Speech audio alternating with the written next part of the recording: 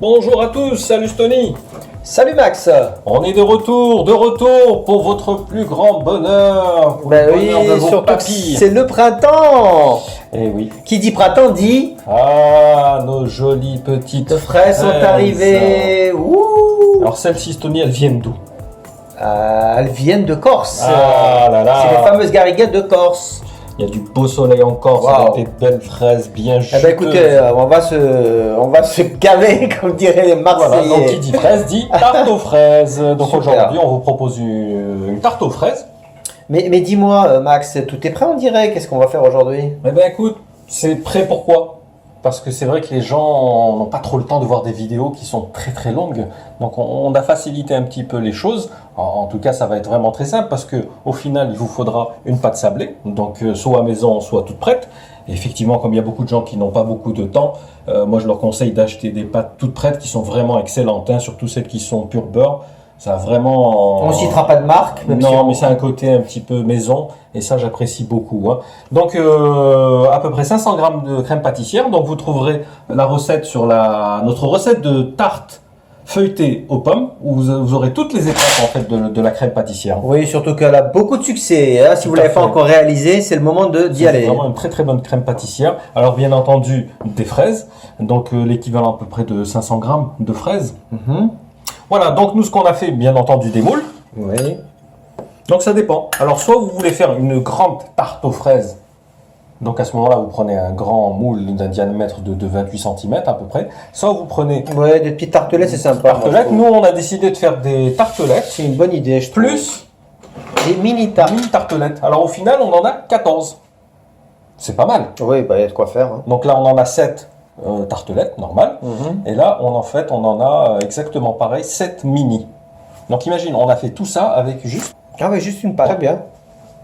Donc voilà. Donc là, est-ce qu'en fait, une fois qu'on a tous ces ingrédients, entre guillemets, on peut passer au montage, si je puis dire. Bah écoute, d'abord la cuisson.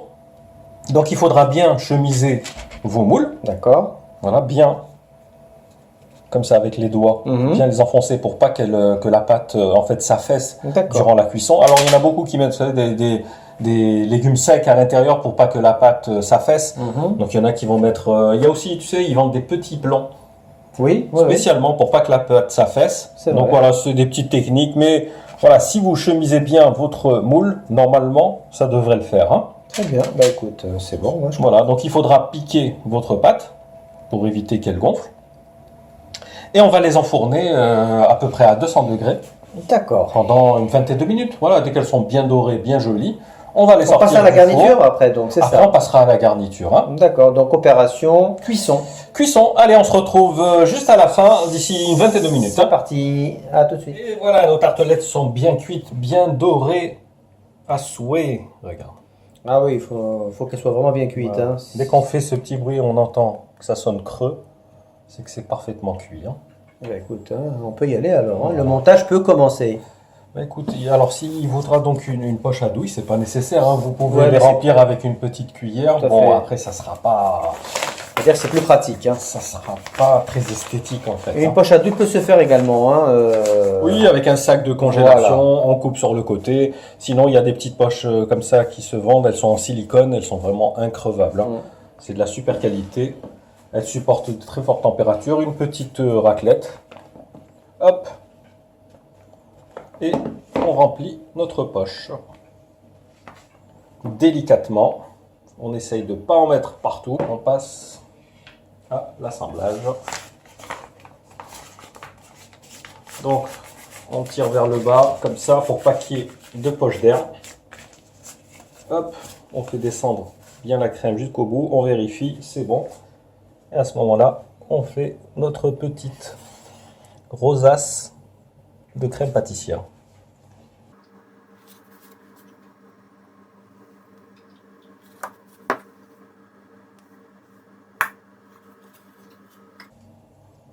Alors vous pouvez aussi agrémenter votre crème pâtissière avec du beurre.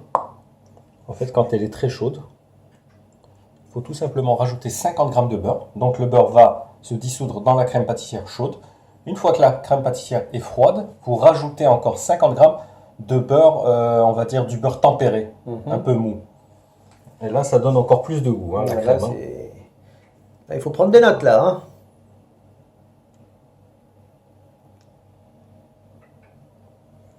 Voilà pour notre crème pâtissière. Après, on passe à la déco. Donc les fraises, si vous avez bien remarqué, on les a coupées en tranches. Ah, c'est parfait ça. Comme ça. Après, c'est vraiment selon vos envies. Hein. Vous décorez comme vous souhaitez. Donc vous pouvez faire un petit peu comme ça sur le côté. C'est assez joli.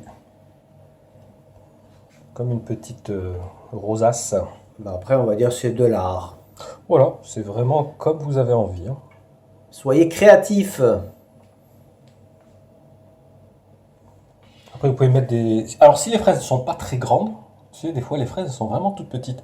Alors là, on peut les mettre carrément Ouais, l'une ouais, à c'est côté de plus- l'autre. c'est Un plus petit joli, peu ouais. comme les framboises. tu Et sais. en hauteur comme ça, c'est faisable aussi?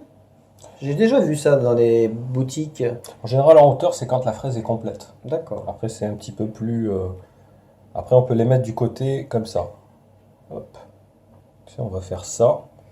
Alors, oui, si tu peux éventuellement faire Comme ça. une déco différente pour chaque tartelette. Oui, en général, c'est vraiment selon les envies. Hein. Tu vois comme ça fait cet effet comme ça un petit Ouais, peu. ça je préfère. Hein. Plus joli. Hein.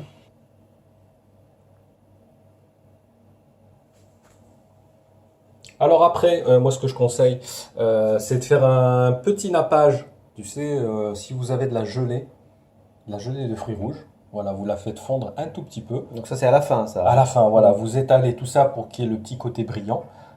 Sinon, ce qui est joli aussi, c'est de mettre un petit peu de noix de coco. Tu sais, avec la couleur de noix de coco blanc avec le rouge, ça ressort très très bien. Tout à fait. Et vous nous dites ce que vous en pensez. Hein. Si ça vous plaît, ça vous plaît pas, ben, on est ouvert à toute suggestion. Voilà, mon cher Stony. Allez, bah, écoute, merci Max pour cette Merci à recette. toi. Merci à ceux qui nous suivent. N'hésitez pas à liker cette vidéo si ça vous plaît. Et puis, on attend vos suggestions dans les commentaires. Merci encore. À très Merci, bientôt. salut, Ciao. salut.